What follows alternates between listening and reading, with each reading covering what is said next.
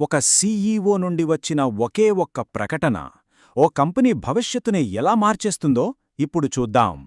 ఈరోజు మనం యాష్ అనే సీఈఓ నుండి వచ్చిన ఒక ప్రకటనను విశ్లేషించబోతున్నాం. ఇది కేవలం ఒక చిన్న మార్పును కాదు, ఏకంగా ఒక పూర్తి కొత్త దిశను సూచిస్తోంది.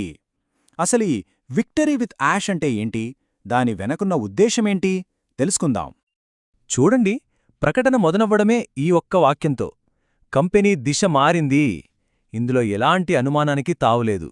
ఇది ఏదో చిన్న సర్దుబాటు కాదు, ఇది ఒక పూర్తి రీస్టార్ట్ అని సీఈఓ చాలా స్పష్టంగా చెప్తున్నారన్నమాట. సరే, మరి ఈ కొత్త దిశ ఏంటి? అసలు వాళ్ళు ఏం చెప్పాలనుకుంటున్నారు? ఈ ప్రకటనలోని మొదటి భాగం ఒక కొత్త గుర్తింపును, ఒక కొత్త బ్రాండ్ను పరిచయం చేయడంపైనే ఫోకస్ పెడుతుంది. ఆ కొత్త దిశకే వాళ్లు పెట్టుకున్న పేరు విక్టరీ విత్ యాష్. ప్రకటనలో చెప్పినట్టు ఇది ఏదో మాటలకి పరిమితమైన స్లోగన్ కాదంట. ఇది సంస్థ తర్వాత దశకు ఒక హోల్డింగ్ ఏరియా లాంటిది. అంటే అందర్నీ ఒకే చోటకి చేర్చి ఒకే లక్ష్యం వైపు నడిపించే ఒక ప్లాట్ఫామ్ అన్నమాట.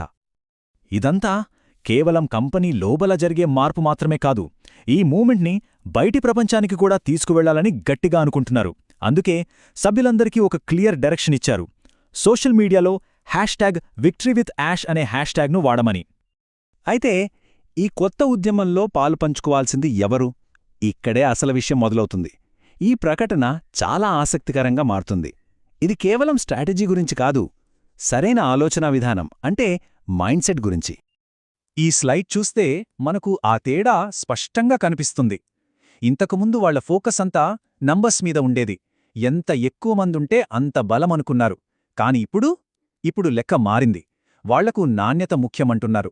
అంటే సరైన ఆలోచన విధానం ఉన్నవాళ్లు మాత్రమే కావాలి అని తేల్చి చెప్పేస్తున్నారు. బహుశా గతంలో తప్పుడు వ్యక్తులు చేరడం వల్ల ఏమైనా ఇబ్బందులెదుర్కొన్నారేమో.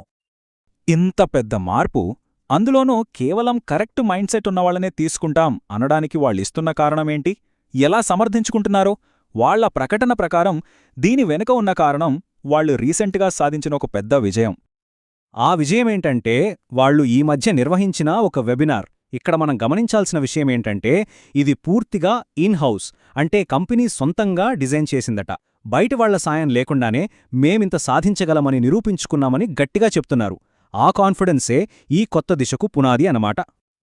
ఆ విజయం ఏ రేంజ్లో ఉందో చెప్పాలంటే, కేవలం ఆ ఒక్క వెబినార్తోనే వాళ్ల యూట్యూబ్ ఛానల్స్కి వేలల్లో కొత్త సబ్స్క్రైబర్లొచ్చారట. వేలల్లో! ఇది నిజంగా వాళ్లకి పెద్ద బూస్ట్ ఇచ్చి ఉంటుంది. సరే, అంతా బానే ఉంది. కాని ఇంత వేగంగా పెరుగుతున్న కమ్యూనిటీలో అందరూ ఒకే దారిలో నడుస్తున్నారని ఎలా నిర్ధారించుకుంటారు? అందుకే ప్రకటనలో తరువాతి భాగం కొన్ని కఠినమైన గైడ్లైన్స్, ఇంకా కొన్ని హెచ్చరికల గురించి మాట్లాడుతుంది. ఇక్కడ ఒక స్పెసిఫిక్ వార్నింగ్ ఇచ్చారు. ఆన్ ప్యాసివ్ అనే పేరును వాడుకుంటూ తప్పుదోవ పట్టించే గ్రూపుల విషయంలో చాలా జాగ్రత్తగా ఉండాలి అని. ఇది కేవలం ఒక సలహాలాగా లేదు, ఇది ఒక గట్టి హెచ్చరిక. కంపెనీ మెసేజ్ని డైల్యూట్ చేసేవాళ్లను అస్సలు సహించేది లేదని దీని ద్వారా క్లియర్గా చెప్పినట్టే.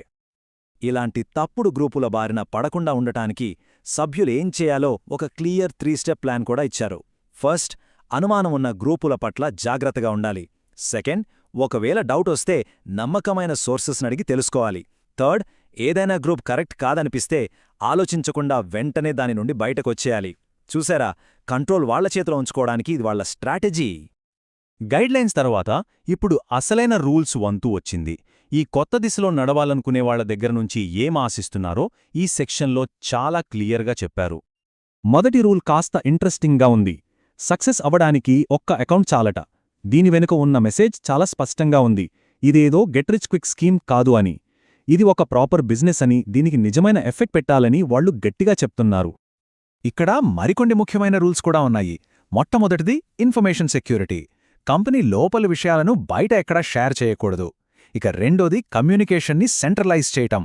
సీఈఓ కేవలం అధికారిక విక్టరీ విత్ యాష్ ప్లాట్ఫామ్లోనే ఫ్రీగా మాట్లాడతారట, వేరే చోట్ల కాదు. ఇక చివరిగా సభ్యులకు ఒక హామీ ఇస్తున్నారు. వాళ్లు సక్సెస్ అవ్వడానికి కావలసిన ట్రైనింగ్ టూల్స్ అన్నీ మేమే అందిస్తామని. చూసారా, ప్రతి రూల్ వెనుక ఒక పక్కా ప్లాన్ ఉంది. ఇక ఈ మెమోలో చివరి ఇంకా అత్యంత కీలకమైన పాయింట్కి వచ్చేద్దాం. అదేంటంటే, ఈ కొత్త ఫేజ్లో భాగమవడమనేది ఎంత పెద్ద విషయమో చెప్పే అంశం. ఇక్కడే ఈ ప్రకటన యొక్క అసలైన సారాంశం బయటపడుతోంది. విక్టరీ విత్ యాష్లో భాగం కావటం ఒక ప్రివిలేజ్, రైట్ కాదు. అంటే ఇది ఒక ప్రత్యేక హక్కు, పుట్టుకతో వచ్చిన హక్కు కాదు. ఈ రెండు పదాల మధ్య ఉన్న తేడా చాలా పెద్దది. సభ్యత్వం అనేది సంపాదించుకోవాలి కాని డిమాండ్ చెయ్యకూడదు అని గట్టిగా చెప్తున్నారు. ఆ ప్రివిలేజ్ అనే మాటేదో అలంకారానికి వాడింది కాదు. దాని వెనుక చాలా సీరియస్ పరిణామాలు కూడా ఉన్నాయి. ఒకవేళ రూల్స్ పాటించకపోతే గ్రూప్ నుండి తీసేయడమే కాదు, వాళ్ల ప్రోగ్రెస్ని కూడా ఆపేస్తామని క్లియర్గా హెచ్చరించారు. అంటే ఆ ప్రత్యేక హక్కును కాపాడుకోవాల్సిన బాధ్యత పూర్తిగా సభ్యులదే అన్నమాట. ఈ విశ్లేషణను మనం ఈ ఒక్క ప్రశ్నతో ముగిద్దాం. ఇది ఆలోచించదగ్గది. ఒక కమ్యూనిటీలో చేరడమనేది హక్కు కాకుండా ఒక ప్రత్యేక హక్కుగా మారినప్పుడు దాని ప్రభావం ఆ కమ్యూనిటీ మీద ఎలా ఉంటుంది? అసలు దాని అర్థమేంటి? ఒక్కసారి ఆలోచించండి.